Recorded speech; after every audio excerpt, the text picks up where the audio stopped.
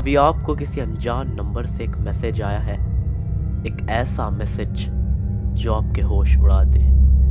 मेरे साथ एक बार ऐसा ही हुआ और वो रात मेरी जिंदगी की सबसे बड़ी गलती बन गई। सब कुछ एक शाम शुरू हुआ जब मैं अपने घर में अकेला था।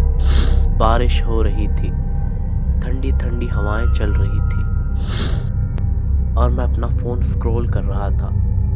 तभी एक अननोन नंबर से एक मैसेज आता है कि मुझे बचा लो।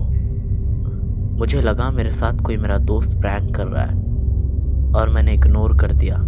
लेकिन उसके कुछ देर बाद मुझे फिर एक मैसेज आता है कि मुझे अभी बचा लो वरना देर हो जाएगी। मैं डर गया।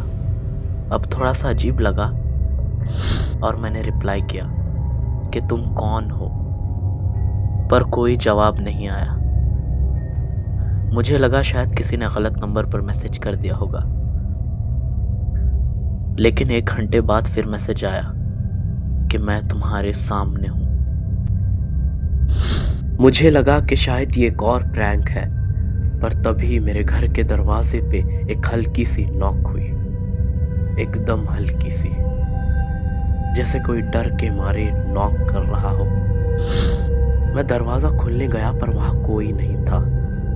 सिर्फ एक छोटी सी चिट्ठी पड़ी थी जिस पे लिखा था, तुम्हें समझ नहीं आया, मैं तुम्हारे पीछे हूं। मैं तुरंत मुड़कर देखा पर वहां कोई नहीं था। मेरा दिल जोर से धड़क रहा था। मैं अपने फोन का कैमरा ऑन किया और घर के हर कोने चेक किए। मैं ढूंढने लगा इधर उधर, लेकिन वहां पर कोई नहीं था। लेकिन तभी एक और मैसेज आया, तुम मुझे नहीं देख सकते पर मैं तुम्हें देख सकता हूं। उसके बाद मैं बहुत ज्यादा डर गया। अब मुझे सच में डर लग रहा था। मैंने फोन बंद कर दिया और बेड के पास रख दिया। पर जब मैं वापस बैठा तो फोन का स्क्रीन अपने आप ऑन हो गया और एक और मैसेज आया, तुम्हारा वक्त खत्म हो रहा है। मैंने फोन उठाया और पुलिस को कॉल करने की सोची, पर मेरा नेटवर्क नहीं था। मेरा नेटवर्क कहीं चला गया था। तभी एक अजीब आवाज आई मेरे रूम के कोने से, जैसे कोई हल्की सी सांस ले रहा हो।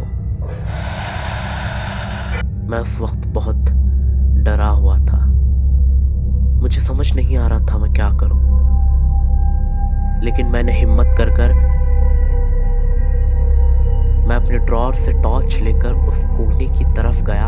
वहां एक चेयर रखी थी और मुझे लगा कि उस पर कोई बैठा है।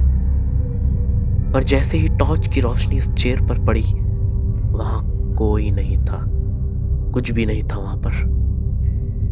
मैं वापस मुड़कर अपने बेड पर आया, पर अब बेड के ऊपर एक और चिट्ठी पड़ी थी। एक और, उसमें लिखा था, अब तुम्हें कोई बचा नहीं सकता। तभी एक तीखी ठंडी हवा चली और मुझे ऐसा लगा जैसे कोई मेरे बिल्कुल पास खड़ा हो। मैं चिल्लाया पर मेरी आवाज एकदम दबी सी लग रही थी। तभी फोन का स्क्रीन फिर से ऑन हुआ और फाइनल मैसेज आया, आखिरी संदेशा, तुम्हारा समय खत्म हुआ।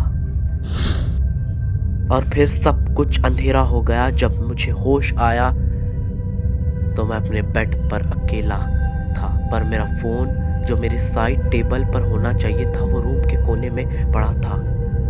उसके स्क्रीन पर फाइनल मैसेज अब भी चमक रहा था। आज तक मुझे नहीं पता कि वो कौन था, क्या चाहता था और क्या वो अब भी मुझे देख रहा है। पर एक बात जरूर समझ आई, कभी किसी अननोन मैसेज का रिप्लाई मत करना। दोस्तों, एक और बात, ये वीडियो सिर्फ और सिर्फ एंटरटेनमेंट के लिए बनाया गया है। इसका रियल लाइफ से कोई लेना देना नहीं है। Thank you.